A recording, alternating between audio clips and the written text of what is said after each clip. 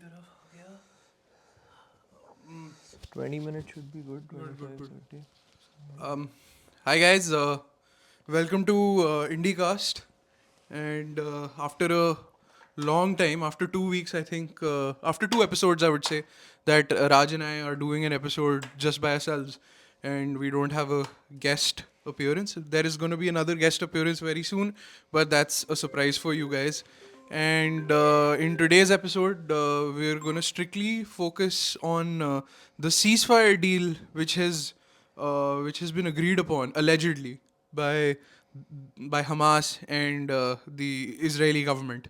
The reason why it's significant is because after October the 7th, there is some hope, some ray of hope also, landing on the Gaza Strip, and there is a chance that the suffering might reduce. But even as we speak, the Israeli airstrikes continue. People keep on dying, and unofficial sources uh, take the death toll to about 100,000 people, not just in combat, but also in other war related problems like shortage of medicines, shortage of clean drinking water, lack of good medical facilities. Keeping all of that in mind, the figure on the higher side is almost 100,000. Whereas if you just focus on the people who've died of combat, that is specifically the Palestinians, it's touching somewhere around 51 to 52,000. So that is also a massive, massive number. Uh, Now, before we delve into the conversation and talk about the ceasefire deal and the nitty gritties behind it, the small details behind it, I would like to digress a little bit. I'm gonna take the discussion, or I'm gonna start the discussion from this band called Radiohead. Now, I'm a huge Radiohead fan. Like, Radiohead had a huge, huge impact on me, and Radiohead is also a band which was very, very politically aware band. It was totally vehemently against the British involvement in the Iraq War.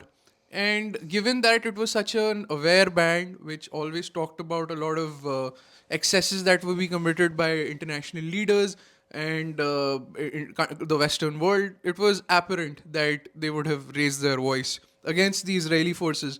But somehow their stance against the Israelis was always very, very, limited. And it really angered a lot of fans. It did not anger me before, because before this, I viewed the Israeli conflict from a more, how should I put this, a more centrist perspective, I would say.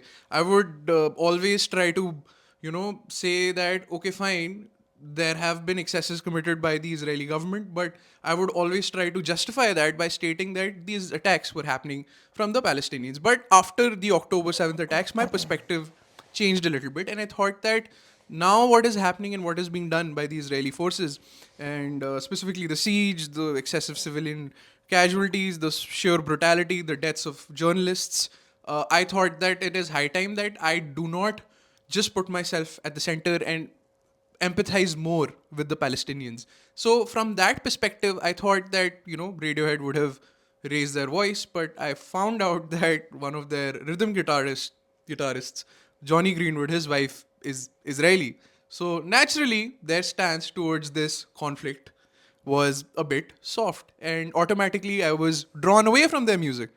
But I realized that if I start associating the art with the artists, given the artists are also not perfect people, I would have to delete almost all of my music catalog. I would have to delete all of my music catalog.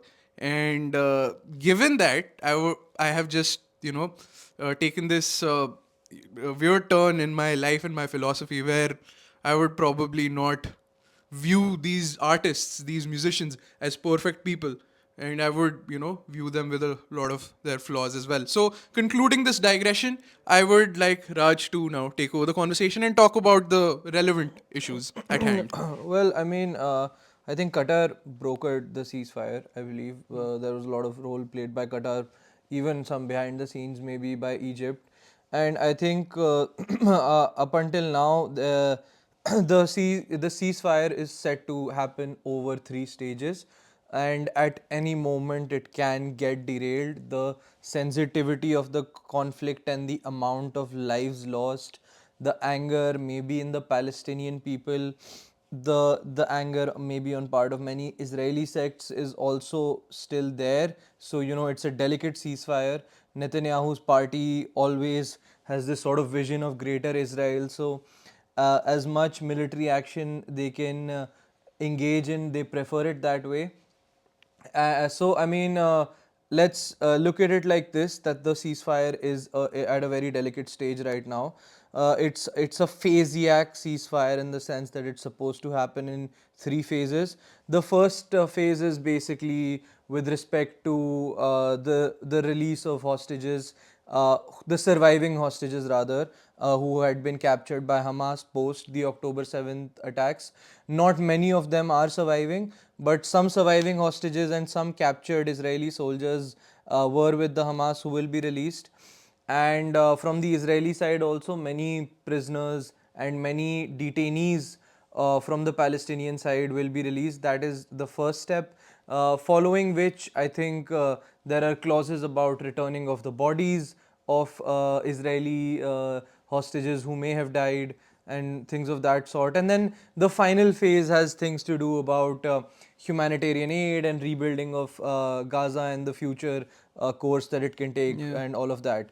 There's just there's definitely a role played by the US in the back, and there is a tussle between the outgoing US president and the incoming US president about a credit battle and who should actually be getting the credit for having brokered the ceasefire. There's definitely been many statements by the outgoing Secretary of State which indicate something relating to maybe guided subtle threats to even Israel on if they don't stop escalating their violence against Hamas, there would be maybe a shift in US policy. And you can see that on the ground that more and more countries around the world have stopped supporting the Israeli actions in Gaza, regardless of political stance. Even conservatively aligned ideological parties around the world have somewhat, if not condemned, then they haven't really gone out of the way to support Israel with respect to Gaza. So you can see how bad it looks with respect to world opinion. So there's been a problem with letting Israel do the foreign policy for the United States, which the US has let Israel do post October 7th. But I think that's coming to a pause now. There will be a shift in US policy with an incoming president who is very public with his anti war stance. And I think that there's definitely a Trump effect to this whole thing as well. So I'll just Yeah, pause at that. I think after a lot of our conversations and a lot of episodes on IndieCast, I think you were the only person who was batting for Donald Trump, and you were saying that if he comes back to power, there's a strong chance that a lot of these wars could pause. And from what the rumors are in the foreign policy sections is that there could be a strong chance of the Ukraine and Russia war also coming to Yeah. a halt, and some type Yeah. of agreement coming between the two parties. Yeah, you can scroll Yeah. back to you can scroll back to our episodes on the US elections where we've basically said that with an incoming Republican government, US foreign policy will become less interventionist, especially with the attitude that Donald Trump has and the quote unquote foreign policy elite. They can call him less informed, they can call him maybe too direct, but as if he can broker deals that can stop the closest thing we have to a modern genocide. Why even say closest thing? It was very much a genocide. Then I think Donald Trump should have our support. I also believe that following this, there should be a Trump effect for stopping major military operations, even in Russia and Ukraine. I think that would be prudent. We have lost too many lives for the 21st century. And if the US foreign policy shifts with a shift in government and starts advocating more peaceful solutions, I think that's a movement we can all sort of get behind. And yeah, I want to conclude for Yeah. that now. So, from my understanding, the ceasefire deal between the two parties was brokered by the United States of America. There was Egypt And the and also Qatari the people. Qatari government, which is being ruled over or I think being the looked ceasefire over was by Al announced. Thani. Yeah, the ceasefire Al was Thani. announced on TV by Yes, the yeah, Qatari Prime yeah, Minister. by Al Thani. Al Thani announced the ceasefire, and I think the rudimentary understanding of the ceasefire is that Hamas has to release all the prisoners, aged. injured and women. So that is the main understanding, but they're still keeping the military age men, or the men which had, like, because there is mandatory military training. So there is a point where they're not being able to come to a conclusion as to how to go after that, because from what the BBC is saying in one of their articles is that in one of the lists of the prisoners, Israelis added a further 11 name, but the Hamas considered these prisoners as soldiers. So on a humanitarian ground, they would not let go of these prisoners. So that is another point of disagreement. So as you had said, that it is at a very sensitive stage right now. And just because the talks of ceasefire are open, that doesn't mean the violence on the ground is going to stop immediately. That also takes a few days or Yeah, I mean, probably months. and I'm still not sure from when the last time I was collating my news sources, I was not sure if the Israelis had still signed it. Yes, yes. I'm There is not, still no yeah. confirmation from the There Israeli side. and even at the stage that we're in right now, there are no detailed documentations or Yes, paperwork which officiates the degree and the confirmation of the ceasefire. So it's been announced, but the paperwork remains largely speculative. So as a result, the clauses and whatever we are explaining to you also remains on the speculative side, although it has been announced and put out in the world with by credible media around the world. Having said that, I also think that there's very there's going to be uh, like a trade of sorts between maybe the US government and the Israelis.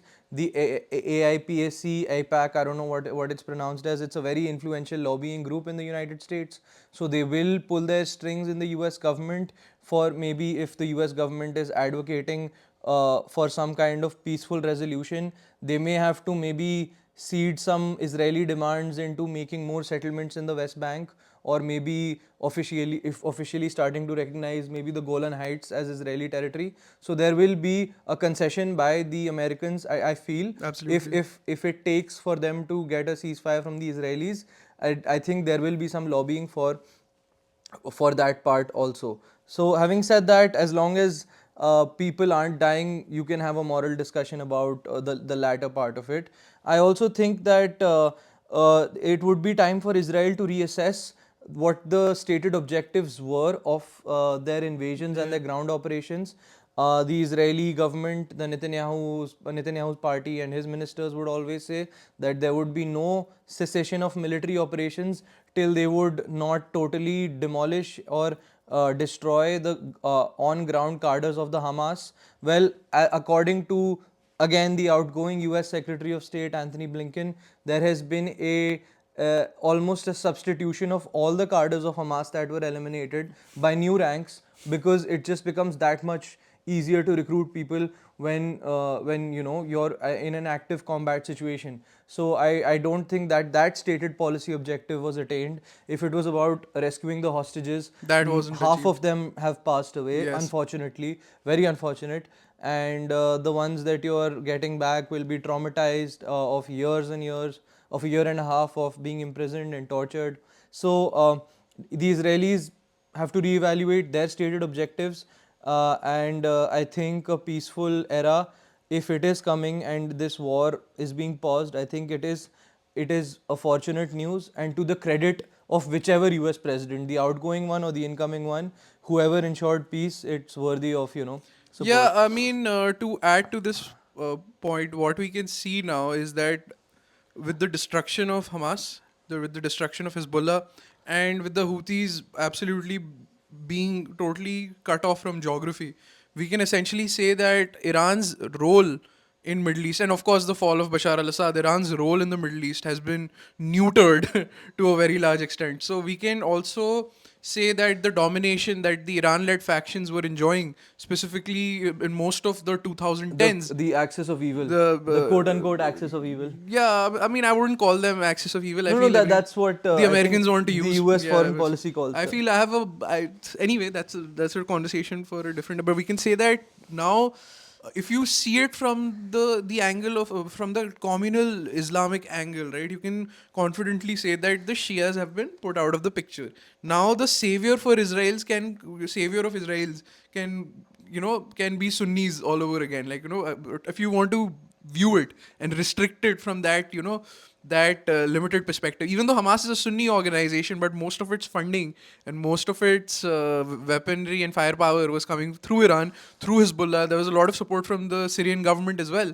And you can also see how much the Israeli government is also flirting with the new Syrian establishment, where the Syrian establishment, which quote unquote was a part of the Al Nusra Front, like, so many Islamist organizations have always talked about how vehemently they oppose Israel. Their words against Israel are, absolutely not heard of. So you can also see, like, opposing ideologies being in bed together so that a common enemy can be, eliminated, Yeah, I and that was mean Iran. that see the after the Iranian Revolution, we've spoken about this about how revolution became an export for the Iranian state, and how that caused a lot of anxiety with a lot of people who were formerly adversaries of Israel, and they became if not allied to the Israelis, slightly cooperative with them behind the scenes.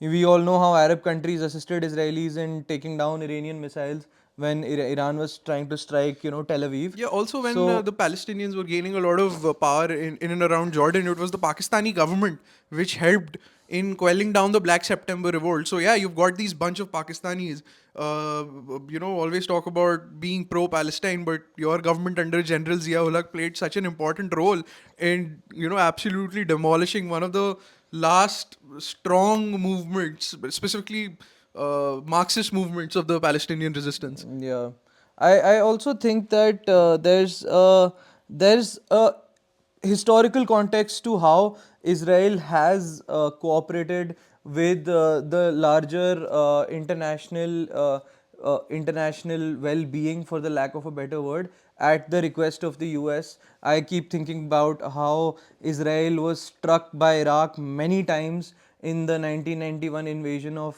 Kuwait by Iraq, because Iraq was sort of trying to pull Israel into the conflict, and remarkably Israel showed restraint. So if the leadership is of rational persons, Israeli state has also shown a, a resolution and a will for peace. We saw it under Yitzhak Rabin, Yitzhak Rabin. Yitzhak Rabin, if I'm pronouncing his name right. Sorry. Yitzhak is basically Isaac in Hebrew. Yeah, so under his tenure also, Israel came very close to what we could have called the two-state solution. And in the 1991 Gulf War, Israel showed restraint when it was bombed many times by the Iraqis. So when the larger international